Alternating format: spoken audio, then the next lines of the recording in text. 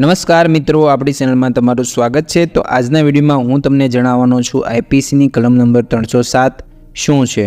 તો સૌથી પહેલાં જો તમે અમારી ચેનલમાં નવા હોય તો ચેનલને સબસ્ક્રાઇબ કરીને અમારી સાથે જોડાઈ જાઓ। તો સૌથી પહેલાં તમને જણાવી દઉં, આઈપીસી એટલે કે ઇન્ડિયન પિનલ કોડ, ભારતીય દંડ સંહિતા, એની કલમ નંબર 307 શું કહે છે। કોઈપણ વ્યક્તિ દ્વારા ખૂનનો પ્રયાસ કરવામાં આવે ત્યારે આઈપીસીની કલમ નંબર 307 મુજબ તેના ઉપર સજા થતી હોય છે અને તેના ઉપર કાર્યવાહી થતી હોય છે। હવે ખૂનનો પ્રયાસ કરે ત્યારે 307ની કલમ લાગે, પણ ખૂનનો પ્રયાસ એટલે શું? કોઈપણ વ્યક્તિ મારી નાખવાના ઈરાદે અન્ય વ્યક્તિના ઉપર હુમલો કરે અને હુમલો કરનાર વ્યક્તિ એને મારી નાખવાના ઈરાદેથી જ હુમલો કરતો હોય, એટલે કે આજે એને મારી જ નાખવો છે એવું કહીને એ હુમલો કરતા હોય છે, પરંતુ જેના ઉપર હુમલો થયો એના નસીબથી એ બચી જાય છે, કોઈપણ રીતે ભાગી જાય છે અથવા તો બચી જાય છે કોઈપણ રીતે, તો એ ખૂન થયું ના કહેવાય, ખૂનનો પ્રયાસ થયો કહેવાય।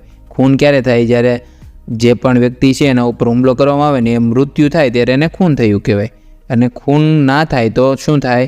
ખૂનનો પ્રયાસ કર્યો કહેવાય ગુનેગારે એના ઉપર, એટલે એના ઉપર 307ની કલમ લાગે છે। આપણે ઉદાહરણ તરીકે તમને સમજાવી દઉં તો હું તમને તમારા જ ઉદાહરણ તરીકે સમજાવું, કેમ કે રમેશ, સુરેશ, એ યા બી એવું કહીશ તો તમને સમજવામાં થોડુંક મુશ્કેલ પડશે, તો હું તમને તમારા ઉદાહરણ તરીકે સમજાવી દઉં। તો તમે કોઈના ઉપર હુમલો કરો છો એને મારી નાખવાના ઈરાદે, એટલે કે કોઈ તમારો દુશ્મન છે અથવા તો તમારી સાથે ઝઘડો થયો છે તો તમને એમ છે કે હું એમને મારી નાખું, આજે મારી જ નાખવો છે, ને એવી રીતે તમે ઈરાદો કરી અને એના ઉપર હુમલો કરો છો, એટલે કે એને મારવાનો પ્રયાસ કરો છો, અને હથિયાર વડે અથવા તો કોઈ પણ રીતે તમે એને હથિયાર વડે જ કરો એવું નહીં, કોઈ પણ ઝેર આપો કે કોઈ પણ રીતે તમે એને મારી નાખવાનો પ્રયાસ કરો છો અને એ મરતા મરતા બચી જાય છે। હવે એ મરતા મરતા બચી જાય એટલે તમે શું ખૂન કરવાનો પ્રયાસ કર્યો છે? તો તમારા ઉપર આઈપીસીની કલમ નંબર 307 લાગશે। એ મરો નથી પણ તો પણ તમને સજા થશે, કારણ કે તમે એને મારી નાખવાના ઈરાદે એના ઉપર હુમલો કર્યો છે। તો હવે સજા શું થશે? આઈપીસીની કલમ નંબર 307નો ગુનો તમારા ઉપર નોંધાય તો તમારા ઉપર સજા શું થઈ શકે?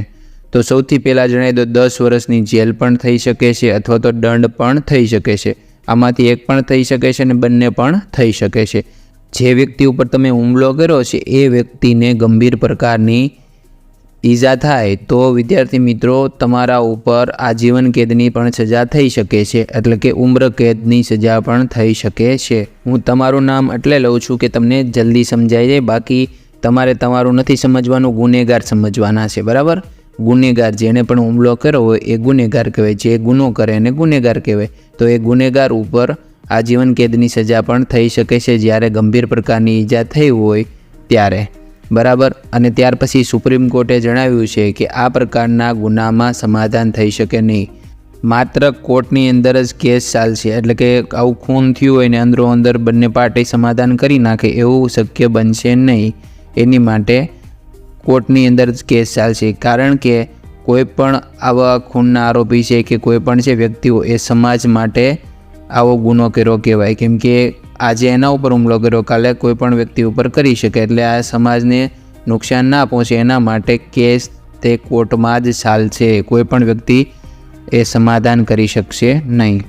અને આ પ્રકારના ગુના એ બિનજામીનપાત્ર ગુના કહેવાય, એટલે કે જામીન તેમને મળી શકે નહીં, અને જો તેમને જામીન મેળવવી હોય તો એ ડાયરેક્ટ હાઈકોર્ટની અંદર અરજી કરી શકે, બાકી એને જામીન મળી શકે નહીં। તો વિદ્યાર્થી મિત્રો, તમને આઈપીસીની કલમ નંબર 307 સારી રીતે સમજાઈ ગઈ છે। જો તમને ના સમજાણી હોય તો વિદ્યાર્થી મિત્રો તમે કોમેન્ટ કરી શકો છો, હું કોમેન્ટની અંદર સમજાવી દઈશ, અને હવે તમારે શું જાણવું છે બીજું લો વિશે તમે કમેન્ટ કરીને જણાવી શકો છો। જય હિન્દ, જય ભારત।